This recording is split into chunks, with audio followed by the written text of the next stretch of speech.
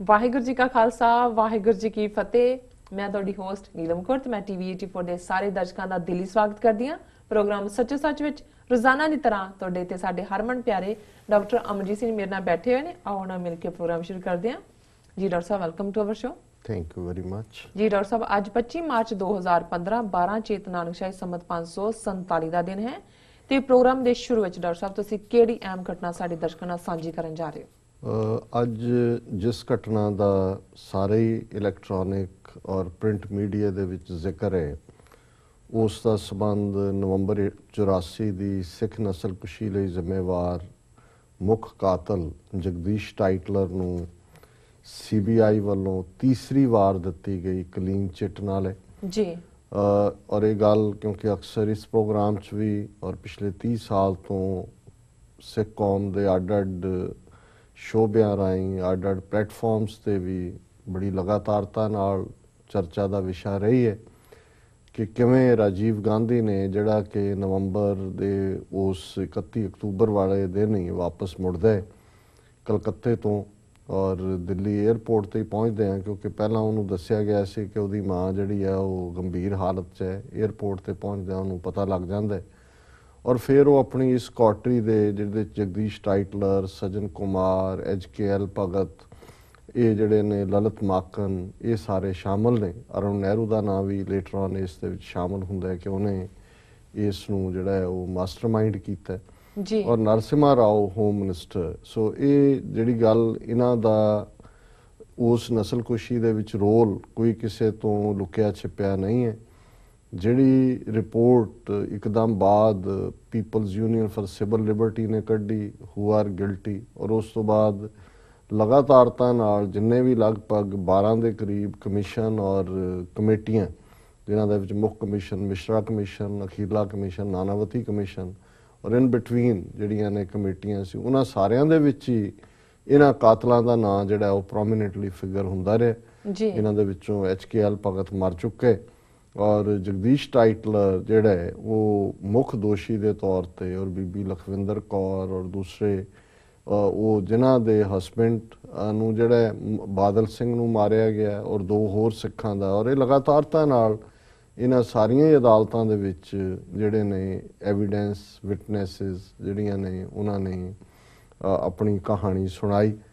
ਪਰ ਇਹਦੇ ਬਾਵਜੂਦ ਕਿਉਂਕਿ ਇੱਕ ਗੱਲ ਜਿਹੜੀ ਬਹੁਤਿਆਂ ਨੂੰ ਲੱਗਦੀ ਸੀ ਔਰ ਮੈਂ ਸਮਝਦਾ ਹਾਂ ਵੀ ਅੱਜ ਇਹ ਭੁਲੇਖਾ ਤਾਂ ਜਿਨ੍ਹਾਂ ਨੂੰ ਪਹਿਲਾਂ ਤਾਂ ਵੀ ਦੂਰ ਹੈ, ਜਿਹੜੇ ਸਮਝਦੇ ਨੇ ਸਾਰੀ ਕਹਾਣੀ ਨੂੰ ਜੀ, ਉਹਨਾਂ ਨੂੰ ਇਹ ਲੱਗਦਾ ਸੀ ਕਿ ਵੀ ਕਿਉਂਕਿ ਕਾਂਗਰਸ ਨੇ ਰਾਜੀਵ ਗਾਂਧੀ ਦੀ ਕਮਾਂਡ ਥੱਲੇ ਇਹ ਜਿਹੜੀ ਹੈ ਨਸਲਕੁਸ਼ੀ ਕੀਤੀ, ਇਸ ਲਈ ਕਾਂਗਰਸ ਨੇ ਤਾਂ ਪ੍ਰੋਟੈਕਟ ਕਰਨਾ ਹੈ ਕਾਤਲਾਂ ਨੂੰ। ਸੋ ਇਸੇ ਲਈ ਭਾਵੇਂ ਮਨਮੋਹਨ ਸਿੰਘ ਦੀ ਸਰਕਾਰ ਵੇਲੇ ਨਾਨਾਵਤੀ ਕਮਿਸ਼ਨ ਦੀ ਰਿਪੋਰਟ ਆਈ, ਨਾਨਾਵਤੀ ਕਮਿਸ਼ਨ ਨਵੰਬਰ 84 ਦੇ ਮਾਮਲੇ ਨੂੰ ਲੈ ਕੇ ਵਾਜਪਾਈ ਸਰਕਾਰ ਵੱਲੋਂ ਬਣਾਇਆ ਗਿਆ ਸੀ, ਪਰ ਅਸੀਂ ਉਦੋਂ ਵੀ ਆਪਣੀਆਂ ਲਿਖਤਾਂ ਦੇ ਵਿੱਚ, ਆਪਣੀਆਂ ਤਕਰੀਰਾਂ 'ਚ, ਆਪਣੇ ਇੰਟਰਵਿਊਜ਼ ਦੇ ਵਿੱਚ ਕਿਹਾ ਸੀ ਕਿ ਇਹ ਇੱਕ ਭੇਤ ਦੀ ਗੱਲ ਨਹੀਂ ਰਹਿਣੀ ਚਾਹੀਦੀ ਕਿ ਜਿਹੜਾ ਨਾਨਾਵਤੀ ਕਮਿਸ਼ਨ ਇਹਨੇ ਵਾਜਪਾਈ ਨੇ ਅਪਾਇੰਟ ਕੀਤਾ ਹੈ ਕਿ ਨਵੰਬਰ 84 ਦੀ ਸਿੱਖ ਨਸਲਕੁਸ਼ੀ ਦੇ ਲਈ ਜਿਹੜਾ ਇਹ ਕਰੇਗਾ, ਉਸੇ ਨੂੰ ਹੀ ਜਿਹੜਾ ਗੁਜਰਾਤ ਦੇ ਵਿੱਚ 2002 'ਚ ਜਿਹੜਾ ਹਜ਼ਾਰਾਂ ਮੁਸਲਮਾਨਾਂ ਦਾ ਕਤਲੇਆਮ ਮੋਦੀ ਨੇ ਕੀਤਾ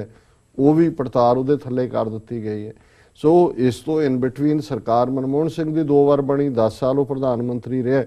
ਸੋ ਅਸੀਂ ਸਮਝਦੇ ਹਾਂ ਕਿ ਇਹ ਇਹਨਾਂ ਨੇ BJP ਔਰ ਕਾਂਗਰਸ ਦੀ ਅੰਦਰੂਨੀ ਅੰਡਰਸਟੈਂਡਿੰਗ ਸੀ ਜੀ ਕਿ ਵੀ ਤੁਸੀਂ ਸਾਨੂੰ ਪ੍ਰੋਟੈਕਟ ਕਰੋ। 2002 'ਚ ਹੁਣ ਮੋਦੀ ਕਲੀਨ ਆਇਆ, ਕਿਸੇ ਅਦਾਲਤ 'ਚ ਨਹੀਂ, ਕਿਉਂਕਿ ਜੀ ਵਿਟਨੈਸ ਕੋਈ ਹੈ ਨਹੀਂ ਜੀ, ਉਹਦੀ ਐਵੀਡੈਂਸ ਨਹੀਂ ਹੈ। ਔਰ ਇਸੇ ਤਰ੍ਹਾਂ ਜੇ ਵਾਜਪਾਈ ਦੀ ਸਰਕਾਰ ਵੀ ਹੁਣ ਮੋਦੀ ਦੀ ਸਰਕਾਰ ਵੇਲੇ ਜਿਹੜਾ ਜਗਦੀਸ਼ ਟਾਈਟਲਰ ਨੂੰ CBI ਜਿਹੜੀ ਹੈ ਸਿੱਧੀ ਹੋਮ ਮਿਨਿਸਟਰੀ ਦੇ ਥੱਲੇ ਉਹ ਕਲੀਨ ਚਿੱਟ ਦਿੱਤੀ ਗਈ। ਸੋ ਇਹਨੂੰ ਜਦੋਂ ਅੰਗਰੇਜ਼ੀ 'ਚ ਕਹਿੰਦੇ ਨੇ ਕੁਇਡ ਪ੍ਰੋ ਕਿਊ, ਕਿ ਵੀ ਉਹਨਾਂ ਨੇ ਆਲਰੇਡੀ ਇਹ ਸਮਝੌਤਾ ਕੀਤਾ ਹੋਇਆ ਸੀ ਕਿ ਇੱਧਰ ਤੁਸੀਂ ਸਾਡੇ ਬੰਦੇ ਬਰੀ ਕਰੋਗੇ ਨਵੰਬਰ 84 ਲਈ ਜ਼ਿੰਮੇਵਾਰ, ਉਧਰ ਅਸੀਂ ਤੁਹਾਡਾ ਕਿਸੇ ਦਾ ਵਾਲ ਨਹੀਂ ਵਿੰਗਾ ਹੋਣ ਦਿੰਦੇ। ਸੋ ਕੁੱਲ ਮਿਲਾ ਕੇ ਅਸੀਂ ਦੇਖਦੇ ਹਾਂ ਕਿ ਅੱਜ ਜਿਹੜੇ ਲੋਕ ਇਸ ਹੋਪ 'ਚ ਸੀ ਕਿ ਜੀ ਘੱਟੋ ਘੱਟ ਇਹ BJP ਨੂੰ ਵੀ ਪੋਲੀਟੀਕਲੀ ਸੂਟ ਕਰਦਾ ਹੈ ਜੇ ਕਾਂਗਰਸ ਵਾਲੇ ਜਿਨ੍ਹਾਂ ਨੇ ਨਵੰਬਰ 84 'ਚ ਰੋਲ ਅਦਾ ਕੀਤਾ, ਜੇ ਉਹਨਾਂ ਨੂੰ ਸਜ਼ਾ ਹੁੰਦੀ ਹੈ ਤੇ ਇਹਦੇ ਨਾਲ ਤਾਂ ਇਹਨਾਂ ਦਾ ਗ੍ਰਾਫ ਵੀ ਉੱਪਰ ਚੜ੍ਹੇਗਾ ਸਿੱਖਾਂ ਦੇ ਵਿੱਚ। ਲੇਕਿਨ ਹੁਣ ਇਹ ਗੱਲ ਸਾਹਮਣੇ ਆਈ ਹੈ ਕਿ ਇਨਫੈਕਟ, ਔਰ ਇਹ ਗੱਲ ਕੋਈ ਛੋਟਾ ਮੋਟਾ ਨਹੀਂ। HS ਫੂਲਕਾ ਐਡਵੋਕੇਟ, ਜਿਹੜੇ ਕਿਸੇ ਵੇਲੇ ਵਾਜਪਾਈ ਦੇ ਵੀ ਐਡਮਾਇਰਰ ਸੀ, BJP ਦੇ ਵੀ ਨੇੜੇ ਸੀ ਦਿੱਲੀ ਦੇ ਵਿੱਚ, ਕਿਉਂਕਿ ਉਹਨਾਂ ਨੂੰ ਉਦੋਂ ਲੱਗਦਾ ਸੀ ਕਿ ਵੀ ਘੱਟੋ ਘੱਟ ਇਹਨਾਂ ਨੇ ਸਾਨੂੰ ਜ਼ਰੂਰ ਕੁਛ ਨਾ ਕੁਛ ਦੇਣਗੇ, ਕਿਉਂਕਿ ਇਹਨਾਂ ਨੂੰ ਪੋਲੀਟੀਕਲੀ ਵੀ ਸੂਟ ਕਰਦੇ। ਹੁਣ ਉਹੀ ਮੀਡੀਆ ਨੂੰ ਕਹਿ ਰਹੇ ਨੇ ਕਿ ਜੀ ਇਹ ਰਿਪੋਰਟ ਤਾਂ ਜਿਹੜੀ CBI ਨੇ ਕਲੀਅਰੈਂਸ ਦਿੱਤੀ ਹੈ, ਕਲੀਨ ਚਿੱਟ ਦਿੱਤੀ ਹੈ, ਟਾਈਟਲ ਨੂੰ ਤਾਂ ਦਸੰਬਰ ਦੀ ਦਿੱਤੀ ਹੋਈ ਹੈ। ਔਰ ਉਹਨਾਂ ਨੇ ਜਿਹੜਾ ਇਸ ਗੱਲ ਨੂੰ ਕਹਿੰਦਾ ਵੀ ਮੈਂ ਸੀਨੀਅਰ ਕੌਂਸਲ ਹੈ, ਮੇਰੇ ਤੋਂ ਵੀ ਲੁਕਾ ਕੇ ਰੱਖਿਆ। ਔਰ ਬੀਬੀ ਲਖਵਿੰਦਰ ਕੌਰ ਜਿਹੜੀ ਮੇਨ ਇਸ ਦੇ ਵਿੱਚ ਪਲੈਂਟਿਫ ਨੇ, ਜਾਂ ਜਿਹੜੇ ਜਿਨ੍ਹਾਂ ਨੇ ਸਾਰਾ ਕੇਸ ਕੀਤਾ, ਈਵਨ ਉਹਨਾਂ ਨੂੰ ਵੀ ਖਬਰ ਨਹੀਂ, ਅੱਜ ਹੀ ਇਹ ਖਬਰ ਕੱਢੀ ਹੈ। ਹੁਣ ਦਸੰਬਰ ਤੋਂ ਹੁਣ ਤੱਕ 3 ਮਹੀਨੇ ਹੋ ਗਏ। ਜੇ ਸੱਚਮੁੱਚ BJP ਜਾਂ ਤਾਂ ਉਹ ਇਹ ਸਮਝਦੇ ਸੀ, ਦਿੱਲੀ ਚੋਣਾਂ ਦੇ ਹਵਾਲੇ ਨਾਲ ਵੀ ਇੱਕ ਪਾਸੇ ਡਰਾਮੇਬਾਜ਼ੀ ਕੀਤੀ ਗਈ ਕਿ ਜੀ ਅਸੀਂ 5-5 ਲੱਖ ਵਾਧੂ ਦੇ ਰਹੇ ਹਾਂ ਇਹਨਾਂ ਨੂੰ, ਫਿਰ ਆ ਗਿਆ ਜੀ ਨਹੀਂ ਕਿਉਂਕਿ ਇਲੈਕਸ਼ਨ ਕੋਡ ਲਾਗੂ ਹੋ ਗਿਆ, ਇਸ ਲਈ ਹੁਣ ਅਸੀਂ ਦੇ ਨਹੀਂ ਸਕਦੇ, ਅਸੀਂ ਤਾਂ ਹੋਮ ਮਿਨਿਸਟਰ ਨੇ ਕਦੇ ਕਿਹਾ ਹੀ ਨਹੀਂ ਦਿਆਂਗੇ, ਮੁੱਕਰ ਗਏ ਜਦੋਂ ਇਲੈਕਸ਼ਨ ਕਮਿਸ਼ਨ ਨੇ ਉਹਨਾਂ ਨੂੰ ਜਿਹੜਾ ਐਥਿਕਸ ਵਾਇਲੇਟ ਕਰਨ ਲਈ ਸੱਦਿਆ। ਫਿਰ ਜਦੋਂ ਚੋਣਾਂ ਖਤਮ ਹੋ ਗਈਆਂ ਉਹਨਾਂ ਨੇ ਕਿਹਾ ਜੀ ਅਸੀਂ ਦਿਆਂਗੇ। ਔਰ ਮੈਂ ਕੱਲ ਦੇਖ ਰਿਹਾ ਸੀ ਵੀ ਜਰਨੈਲ ਸਿੰਘ ਜਿਹੜੇ ਕਿ ਪੱਤਰਕਾਰ ਨੇ, ਔਰ ਜਿਨ੍ਹਾਂ ਨੇ ਜਦੋਂ ਪਹਿਲਾਂ ਕਲੀਅਰੈਂਸ ਦਿੱਤੀ ਹੈ ਅਪ੍ਰੈਲ 2009 ਨੂੰ ਜੀ, ਔਰ ਉਦੋਂ ਉਹਨਾਂ ਨੇ ਸੀਨੀਅਰ ਜਰਨਲਿਸਟ ਸੀ ਜਿਹੜੇ ਸ਼ਾਇਦ ਦੈਨਿਕ ਜਾਗਰਣ ਲਈ 16-17 ਸਾਲ ਉਹਨਾਂ ਦੇ ਡਿਫੈਂਸ ਬੀਟ ਲਈ ਕੰਮ ਕਰਦੇ ਸੀ। ਔਰ ਉਹਨਾਂ ਨੇ ਚਿਦੰਬਰਮ ਨੂੰ ਜਿਹੜਾ ਉਸ ਵੇਲੇ ਪੁੱਛਿਆ ਇੱਕ ਪ੍ਰੈਸ ਕਾਨਫਰੰਸ ਦੌਰਾਨ ਉਹਦੀ, ਔਰ ਫਿਰ ਜਦੋਂ ਉਹਨੇ ਕੋਈ ਸੈਟੀਸਫੈਕਟਰੀ ਆਨਸਰ ਨਹੀਂ ਦਿੱਤਾ ਵੀ ਤੁਸੀਂ ਟਾਈਟਲਰ ਨੂੰ ਕਿਵੇਂ ਕਲੀਨ ਚਿੱਟ ਦਿੱਤੀ ਔਰ ਕਿੱਥੇ ਜਸਟਿਸ ਮਿਲੇਗਾ, ਤਾਂ ਉਹਨੇ ਜੁੱਤੀ ਉਹਦੇ ਵੱਲ ਵਗਾ ਕੇ ਮਾਰੀ ਸੀ। ਔਰ ਅੱਜ TV 84 ਨਿਊਜ਼ ਦੇ ਉੱਤੇ ਵੀ ਉਹ ਇਸ ਇਸ਼ੂ ਦੇ ਉੱਤੇ ਗੱਲਬਾਤ ਕਰਨਗੇ। ਪਰ ਕੱਲ ਅਸੈਂਬਲੀ ਦੇ ਵਿੱਚ, ਦਿੱਲੀ ਅਸੈਂਬਲੀ 'ਚ ਉਹਨਾਂ ਨੇ ਬੋਲਦਿਆਂ ਕਿਹਾ ਕਿ ਜੀ ਇਹ ਜਿਹੜਾ ਇਹਨਾਂ ਨੇ 5-5 ਲੱਖ ਦੇਣ ਦਾ ਵੀ ਕੀਤਾ ਸੀ, ਸਿਰਫ 15 ਜਾਂ 16 ਬੰਦਿਆਂ ਨੂੰ ਦਿੱਤਾ ਹੈ, ਔਰ ਉਸ ਤੋਂ ਬਾਅਦ ਉੱਥੇ ਹੀ ਖੜਾ ਹੈ ਵੀ ਇਹ ਕਿਹਨੇ ਦੇਣਾ, ਸੈਂਟਰ ਨੇ ਦੇਣਾ ਹੈ, ਸੂਬਾ ਸਰਕਾਰਾਂ ਨੇ ਦੇਣਾ ਹੈ, ਕਦੋਂ ਦੇਣਾ। ਸੋ ਅਸੀਂ ਸਮਝਦੇ ਹਾਂ ਵੀ ਈਵਨ ਜਿਹੜੀ ਮਦਦ ਦੀ ਗੱਲ ਸੀ ਇਹ ਵੀ ਐਜ਼ ਏ ਜਿਹੜਾ ਉਹ ਵੋਟ ਫਰਾਡ ਸੀ ਕਿ ਵੀ ਤੁਸੀਂ ਵੋਟਾਂ ਲੈਣ ਲਈ ਕੀਤਾ, ਫਰਾਡ ਸੀ। ਔਰ ਦੂਸਰੇ ਪਾਸੇ ਅਸੀਂ ਦੇਖਦੇ ਹਾਂ ਕਿ ਜਿਸ ਚੋਰੀ ਤਰੀਕੇ ਦੇ ਨਾਲ ਬਿਲਕੁਲ ਸਟੀਲਥਲੀ ਇਹਨੂੰ ਟਾਈਟਲਰ ਨੂੰ ਕਲੀਨ ਚਿੱਟ ਦਿੱਤੇ ਆ, ਦਸੰਬਰ ਦੀ ਦਿੱਤੀ ਹੋਈ ਹੈ, ਔਰ ਹੁਣ ਮੈਜਿਸਟ੍ਰੇਟ ਦੇ ਸਾਹਮਣੇ ਜਿਹੜਾ ਉਹ ਲਿਆਂਦੇ ਨੇ। ਔਰ ਅੱਗੋਂ ਉਹਨਾਂ ਨੇ ਵੀ 27 ਮਾਰਚ ਦੀ ਡੇਟ, ਔਰ ਉਹਨਾਂ ਨੇ ਕਿਉਂਕਿ ਫੂਲਕੇ ਨੇ ਪ੍ਰੋਟੈਸਟ ਕੀਤਾ ਕੋਰਟ 'ਚ ਵੀ ਕਿ ਵੀ ਇਹ ਜਿਹੜਾ ਇਵੇਂ ਕਿਵੇਂ ਹੋਇਆ।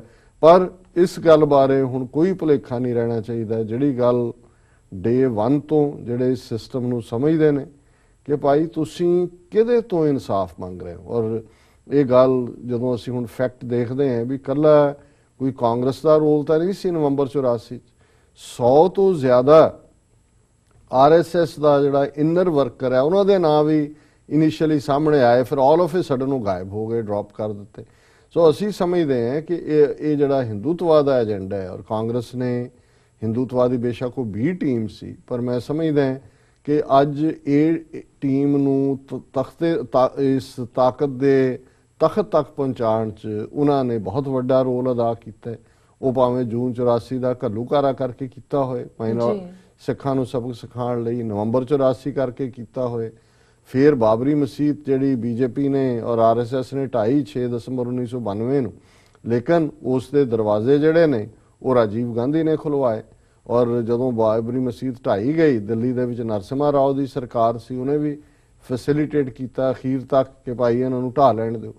ਸੋ ਕੁੱਲ ਮਿਲਾ ਕੇ ਇੱਕ ਪਾਸੇ 30 ਸਾਲ ਬਾਅਦ ਹੁਣ ਜਿਨ੍ਹਾਂ ਨੂੰ ਇਹ ਸੀ ਕਿ ਜੀ ਜਿਹੜਾ ਕੇਜਰੀਵਾਲ ਨੇ ਸਪੈਸ਼ਲ ਇਨਵੈਸਟੀਗੇਟਿਵ ਟੀਮਾਂ ਬਣਾ ਦਿੱਤੀਆਂ, ਸੈਂਟਰ ਨੇ ਕਿਉਂਕਿ ਬਣਾਉਣੀਆਂ ਸੀ, ਸੈਂਟਰ ਨੇ ਵੀ 3 ਮਹੀਨੇ ਲਏ ਮੋਦੀ ਨੇ ਕਿ ਜੀ ਅਸੀਂ ਵਿਚਾਰ ਕਰਾਂਗੇ। ਫਿਰ ਵਿਚਾਰ ਕਰਨ ਤੋਂ ਬਾਅਦ ਉਹਨਾਂ ਨੇ ਕਿਹਾ ਜੀ ਬਣਾ ਦਿਓ। ਜੇ ਟਾਈਟਲਰ ਵਰਗਾ ਬੰਦਾ ਜਿਹਦੇ ਖਿਲਾਫ ਇਨੀਸ਼ੀਅਲ ਰਿਪੋਰਟ ਤੋਂ ਲੈ ਕੇ ਅੱਜ ਤੱਕ ਗਵਾਹ ਖਲੋਤੇ ਹੋਏ ਨੇ, ਉਹਨੂੰ ਕਲੀਨ ਚਿੱਟ CBI ਦਿੰਦੀ ਹੈ ਤੇ ਸਪੈਸ਼ਲ ਇਨਵੈਸਟੀਗੇਟਿਵ ਟੀਮਾਂ ਨੇ ਕਿਹੜਾ ਕੋਈ ਉੱਤੋਂ ਕਿਸੇ ਨੂੰ ਡਿੱਗਣਾ ਹੈ ਕਿ ਕਿਸੇ ਨੂੰ ਸਜ਼ਾ ਦੇਣੀ ਹੈ। ਸੋ ਜ਼ਾਹਰ ਹੈ ਕਿ ਵੀ ਇਹ ਫਾਈਨਲ ਜਿਹੜਾ ਡ੍ਰੌਪ ਸੀਨ ਹੈ ਇਸ ਸਾਰੇ ਸਿੱਖ ਕਤਲੇਆਮ ਦੇ ਖੇਡ ਦਾ, ਉਹ BJP ਨੇ ਟਾਈਟਲਰ ਦੇ ਨਾਲ ਕਰ ਦਿੱਤਾ ਹੈ। ਜਿਹੜੇ ਮਾੜੇ ਮੋਟੇ ਕੇਸ ਨੇ ਉਹ ਵੀ ਖਤਮ ਹੋ ਜਾਣਗੇ ਜਾਂ ਉਹਨਾਂ ਦਾ ਵੀ ਭੋਗ ਪਾ ਦਿੱਤਾ ਜਾਏਗਾ। ਔਰ ਕਿਸ਼ੋਰੀ ਲਾਲ ਵਰਗਾ ਬੁੱਚੜ ਜਿਸ ਤਰੀਕੇ ਨਾਲ ਉਹਨੂੰ ਪਿਛਲੀ ਸਰਕਾਰ ਸ਼ੀਲਾ ਦੀਕਸ਼ਤ ਦੀ, ਗਵਰਨਰ ਤਜਿੰਦਰ ਖੰਨਾ, ਉਹਨੂੰ ਜਿਹੜਾ ਪੈਰੋਲ ਦੇ ਉੱਤੇ ਲਿਆਉਣ ਦਾ ਕੀਤਾ, ਔਰ ਇੱਧਰ ਜਿਹੜਾ ਅਸੀਂ ਮੈਮੋਰੈਂਡਮ ਦੇਣ ਦੇ ਉੱਤੇ ਹੈ। ਸ਼੍ਰੋਮਣੀ ਕਮੇਟੀ ਨੇ ਮੈਮੋਰੈਂਡਮ ਦਿੱਤਾ ਜੀ ਬੰਦੀ ਸਿੰਘਾਂ ਦੀ ਰਿਹਾ। ਇਹ ਸਿਰਫ ਡਰਾਮੇਬਾਜ਼ੀ, PR, ਉਹਨਾਂ ਨੂੰ ਵੀ ਪਤਾ ਹੈ। ਔਰ ਜੀ ਸਾਡੀਆਂ ਕਿਤਾਬਾਂ ਵਾਪਸ ਕਰੋ ਜੀ ਜਿਹੜੀਆਂ ਤੁਸੀਂ ਲੈ ਗਏ ਹੋ। ਉਹ ਤੁਸੀਂ ਸਰਕਾਰ ਦਾ ਹਿੱਸਾ ਹੋ, ਤੁਹਾਡੀ ਉਹ ਬੈਠੀ ਹੈ ਜਾ ਕੇ ਮਿਨਿਸਟਰ ਬਣੀ ਹੋਈ ਹੈ ਫੂਡ ਪ੍ਰੋਸੈਸਿੰਗ ਦੀ, ਉਸ ਤੋਂ ਪਹਿਲਾਂ ਤੁਸੀਂ ਸਰਕਾਰ 'ਚ ਰਹੇ ਹੋ, ਕਿ ਤੁਸੀਂ ਮੰਗ ਕਰ ਰਹੇ ਹੋ ਜੀ। ਲੇਕਿਨ ਇਹ ਸਿਰਫ ਸਿੱਖਾਂ ਦੀਆਂ ਅੱਖਾਂ 'ਚ ਘੱਟਾ ਪਾਉਣ ਲਈ ਹੈ। ਔਰ ਉਧਰ ਵੀ ਨਵੰਬਰ 84 ਦੇ ਸਿੱਖ ਵਿਕਟਮਸ ਨੂੰ ਜਿਹੜਾ ਇੱਕ ਉਸ ਸ਼ੀਲਡ ਦੇ ਤੌਰ ਤੇ ਕਦੇ ਉਹਨੇ ਚੱਕੀ ਹੁੰਦੀ ਹੈ, ਕਦੇ ਉਹਨੇ ਚੁੱਕੀ ਹੁੰਦੀ ਹੈ। ਆਪਣੇ ਏਜੰਟ ਵੀ ਵਿੱਚ ਉਹਨਾਂ ਦੇ ਰੱਖੇ ਨੇ, ਜਦੋਂ ਕੋਈ ਪ੍ਰੋਟੈਸਟ ਕਰਵਾਉਣਾ ਹੈ ਉਹਨਾਂ ਨੂੰ ਪੈਸੇ ਦੇ ਕੇ ਉੱਥੋਂ ਢੋ ਕੇ ਬੱਸਾਂ 'ਚ ਭਰ ਕੇ ਲੁਧਿਆਣੇ ਲੈ ਆਉਂਦੇ ਨੇ, ਕਦੇ ਚੰਡੀਗੜ੍ਹ ਲੈ ਆਉਂਦੇ ਨੇ, ਕਦੇ ਦਿੱਲੀ ਲੈ ਜਾਂਦੇ ਨੇ। ਲੇਕਿਨ 30 ਸਾਲ ਬਾਅਦ ਅੱਜ ਇਹ ਗੱਲ ਫੇਰ ਜਿਹੜੀ ਹੈ ਉਹ ਬਾਰ-ਬਾਰ ਜਿਹੜੀ ਹੈ ਸਿੱਖਾਂ ਨੂੰ ਜਿਹੜਾ ਜ਼ਖਮਾਂ ਤੇ ਲੂਣ ਤਾਂ ਬੜਾ ਛੋਟਾ ਫਰੇਜ਼ ਰਹਿ ਜਾਂਦਾ। ਮੈਂ ਸਮਝਦਾ ਵੀ ਉਹ ਤੁਹਾਡੇ ਦਿਲ ਦੇ ਉੱਤੇ ਉਸ ਵਾਰ ਨੂੰ ਕਰਕੇ ਬਾਰ-ਬਾਰ ਛੁਰਾ ਖੋਪ ਕੇ ਤੁਹਾਨੂੰ ਕਹਿ ਰਹੇ ਨੇ ਕਿ ਇਹ ਮੁਲਕ ਤੁਹਾਡਾ ਨਹੀਂ, ਇੱਥੇ ਤੁਹਾਨੂੰ ਕੋਈ ਇਨਸਾਫ ਨਾਂ ਦੀ ਕੋਈ ਚੀਜ਼ ਨਹੀਂ ਮਿਲੇਗੀ, ਤੁਹਾਡੇ ਲਈ ਇਹ ਕਤਲਗਾਹ ਹੈ। ਅਸੀਂ ਜੂਨ 84 'ਚ ਵੀ ਤੁਹਾਨੂੰ ਇਸ ਕਤਲਗਾਹ 'ਚੋਂ ਲੰਘਾਇਆ, ਨਵੰਬਰ 84 ਵੀ ਤੁਹਾਨੂੰ ਜ਼ਬਾ ਕੀਤਾ, ਔਰ ਅਗਲੇ 10 ਸਾਲ ਤੁਹਾਡੀ ਇੱਕ ਨਸਲ ਮਾਰੀ ਹੈ। ਔਰ ਇਸ ਲਈ ਜੇ ਸਾਨੂੰ ਫਿਰ ਵੀ ਮਾਰਨੇ ਪਏ, ਔਰ ਜਿਹੜਾ ਅੱਜ ਪੰਜਾਬ ਦੇ ਵਿੱਚ ਕਾਂਗਰਸ ਦਾ ਲੀਡਰ ਹੈ ਲੈਜਿਸਲੇਚਰ ਪਾਰਟੀ ਦਾ, ਜਿਹਨੂੰ ਬੜੀ ਤਕਲੀਫ ਹੋਈ ਕਿ ਜੀ ਨਾਨਕਸ਼ਾਹੀ ਕੈਲੰਡਰ 'ਚ ਬੇਅੰਤ ਸਿੰਘ, ਸਤਵੰਤ ਸਿੰਘ ਸ਼ਹੀਦਾਂ ਦੇ ਨਾਂ ਕਿਉਂ ਨੇ ਜਾਂ ਜਿੰਦੇ ਸੁੱਖੇ ਦੇ ਨਾਂ ਕਿਉਂ ਨੇ। ਇਹਦਾ ਪਿਓ ਬਲਰਾਮ ਜਾਖੜ ਜਿਹੜਾ ਸਪੀਕਰ ਵੀ ਸੀ ਅਸੈਂਬਲੀ ਦਾ, ਮਿਨਿਸਟਰ ਵੀ ਰਿਹਾ, इंदिरा गांधी ਦੇ ਬਹੁਤ ਨੇੜੇ ਸੀ, ਉਹਦੀ रिकॉर्डेड स्टेटमेंट है कि अगर भारत की एकता अखंडता के लिए 2 करोड़ सिखों को भी मारना पड़ा तो हम हिचकिचाएंगे नहीं। सो ये कहानी 30 साल बाद सामने। और एक घटना जिहदा असीं पहला जिक्र नहीं किया और बेशक उन्नी के अहम सी क्योंकि एक दूसरी मुख माइनॉरिटी दे नाल संबंधित जिहदा फैसला 21 मार्च नूं दिल्ली दी एक अदालत नहीं दिता सी।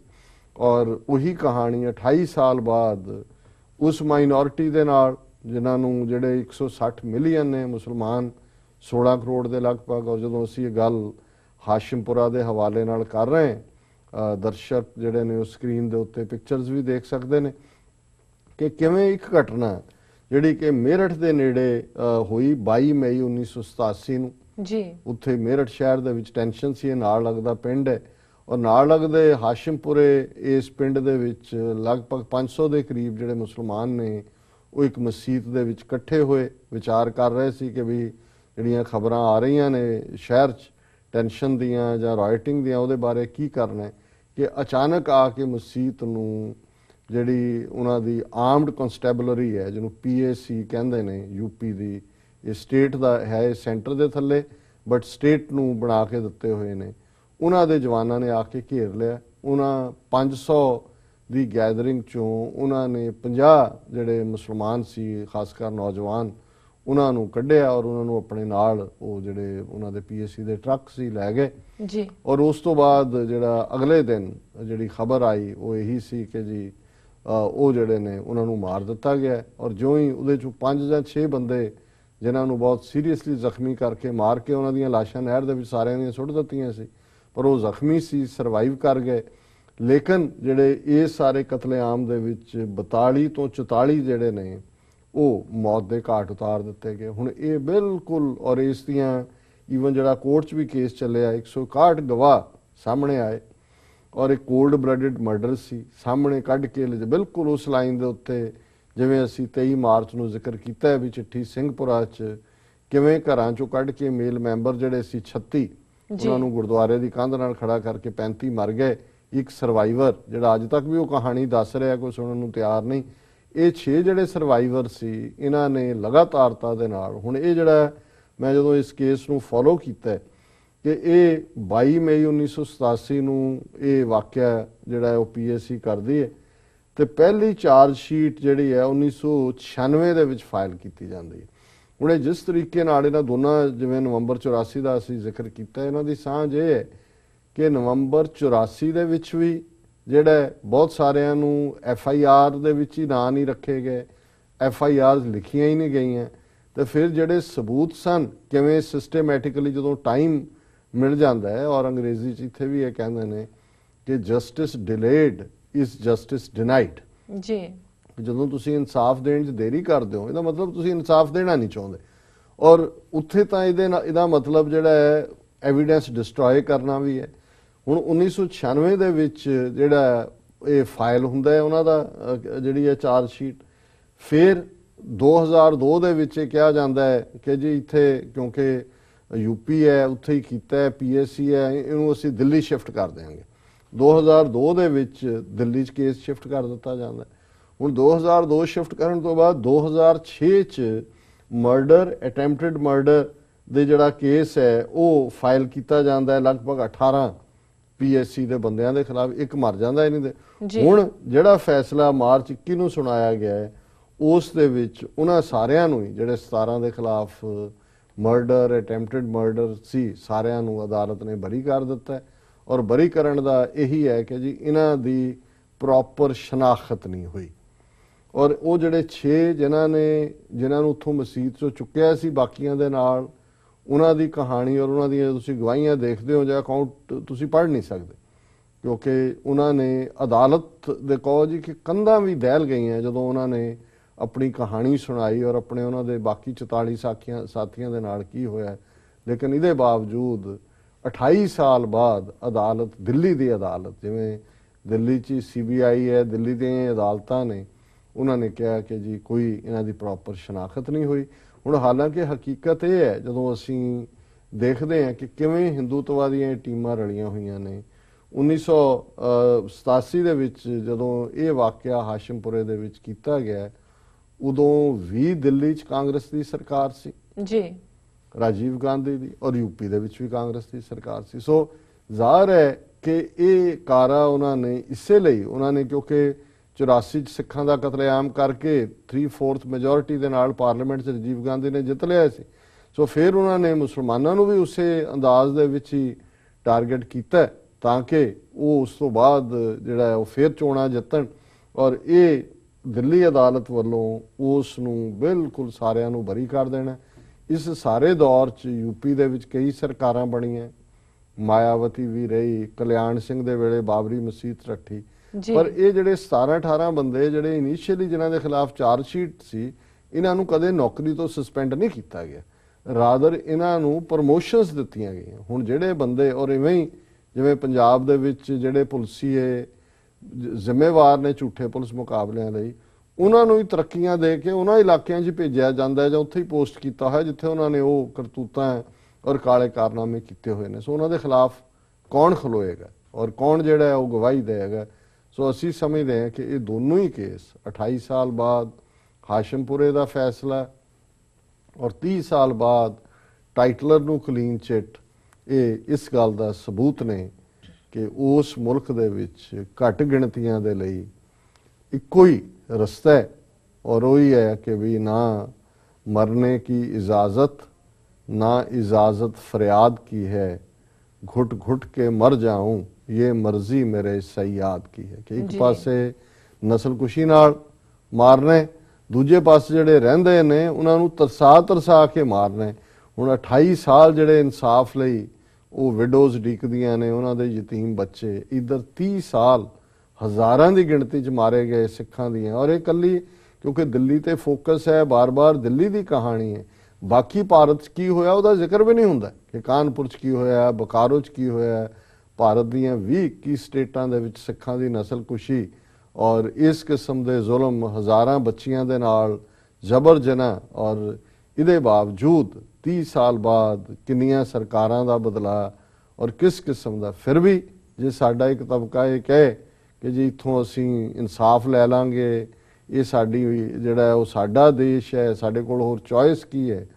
ਔਰ ਮੈਂ ਸਮਝਦਾ ਕਿ ਵੀ ਇਹ ਸਾਡੇ ਲਈ ਇਸ ਨਵੀਂ ਹਕੂਮਤ ਨੇ ਇਹ ਗੱਲ ਫਿਰ ਸਾਬਤ ਕਰ ਦਿੱਤੀ ਹੈ ਕਿ ਇਹ ਸੱਚਮੁੱਚ ਹੀ ਹਿੰਦੂਤਵਾ ਦਾ ਏਜੰਡਾ ਔਰ ਹਿੰਦੂ ਬਹੁ ਗਿਣਤੀ ਦਾ ਗਲਬਾ ਅਲਟੀਮੇਟਲੀ ਇਸ ਚੋਂ ਘੱਟ ਗਿਣਤੀਆਂ ਦਾ ਕੋਈ ਵੇ ਆਊਟ ਨਹੀਂ ਹੈ।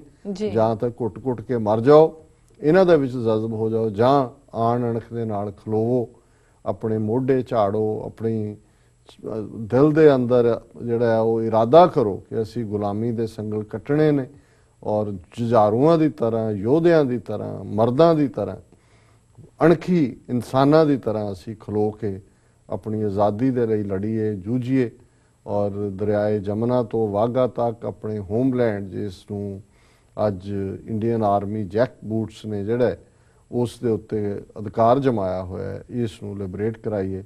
ਜੀ ਇਸ ਤੋਂ ਬਿਨਾਂ ਸਾਡੇ ਕੋਲ ਹੋਰ ਕੋਈ ਚੋਇਸ ਨਹੀਂ। ਜੀ ਡਾਕਟਰ ਸਾਹਿਬ, ਬਿਲਕੁਲ। ਇਸ ਦੇ ਨਾਲ ਲੈਣੇ ਬ੍ਰੇਕ। ਵਿਊਅਰਸ, ਵਿਚਾਰਾਂ ਦਾ ਸਿਲਸਿਲਾ ਇਸ ਤਰ੍ਹਾਂ ਚੱਲਦਾ ਰਹੇਗਾ। ਮਿਲਦੇ ਹਾਂ ਕਮਰਸ਼ੀਅਲ ਬ੍ਰੇਕ ਤੋਂ ਬਾਅਦ।